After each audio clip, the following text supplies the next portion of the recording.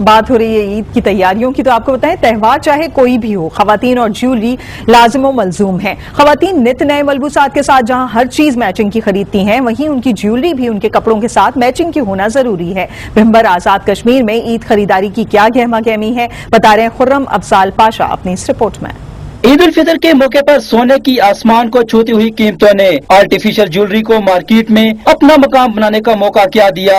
अब खवातीन अपने बनाव श्रृंगार में इस ज्वेलरी के बगैर तैयार होने का तस्वर भी नहीं करती। हार, मालाएं, झुमके, टॉप्स, अंगूठियां और अब तो आर्टिफिशियल मुकम्मल जेवरात के सेट मार्केट में आम हो चुके हैं। खवातीन का कहना है वो ज्यादातर लाइट वेट आर्टिफिशियल ज्वेलरी पहनना पसंद करती हैं। ईद हो तो बंदा ज्वेलरी ना पहने।